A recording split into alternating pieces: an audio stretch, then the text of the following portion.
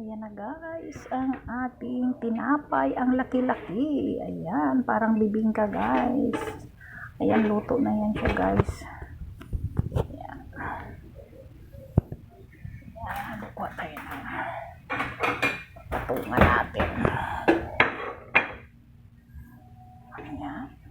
So guys, ayan, ilagay muna natin dyan para magsingaw. Ayan. So, ayan ang mga partner yan guys. Diyan nila yan isaw-saw. At ito ay honey. Lagyan natin ng samel.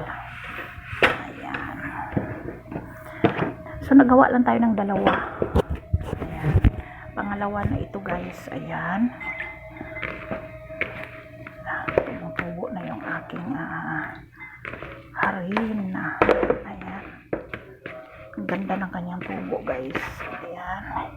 So, ilagay lang natin din siya dyan diretso. Tingnan ko kung maano ito.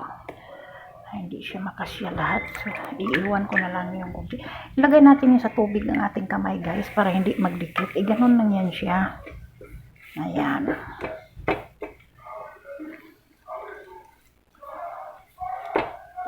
Brown flour ito siya. Ayan siya. Ganyan lang siya guys. Oh. Ayan.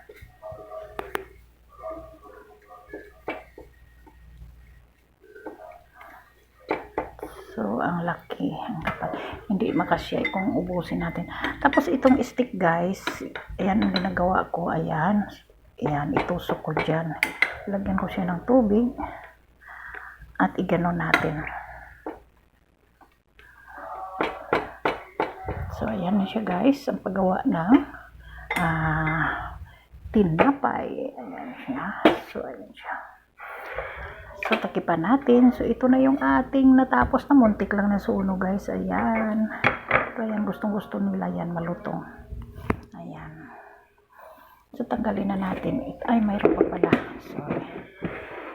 So, ayan. Hindi na ako nagluto ng itlog. At saka yung sinasabing pool. Ayan. Marami kasing klaseng sausawan pa, guys. Pero, yung na pwedeng i-partner niyan. Ang ating honey po ay siya ay black honey. Ayan, itim. Ayan, pure black honey. Forest bee honey. Ayan siya. Ganyan ang style nila dito guys, araw-araw. I-partner nila sa tinapay. Ayun, nag-ano tayo ng... Ito na yung ating samel. Ilagay na natin doon. Ayan siya, oh. May iba, ito siya puti. May iba naman na kulay dilaw. So, ito ngayon ay... Ganyan ang style nila guys. Ayan. Ilagay natin yan. So, isaw-saw nila dyan yung tinapay. Ayan. Tapos, ito namang olive oil natin. Buhusan naman natin yung ating jug natin na tawag sa Arabic na jubra. Maalat ito guys. Maalat siya. Ito naman ay lablab na yung isa. Ayan siya. Ito naman ay sobrang asim. Hindi ko makaya itong salad nila nito. Itong pickles na ito. Sobrang asim. Ayan. So, hindi yan magkain kasi ng puti na tinapay yung aking boss. Gusto niya yung brown flour. Ayan, malapit na. Ayan siya. Ipakita ko pala sa inyo guys yung brown flour. Ito siya, ang ating ginamit na brown flour. Ayan siya. Ayan siya.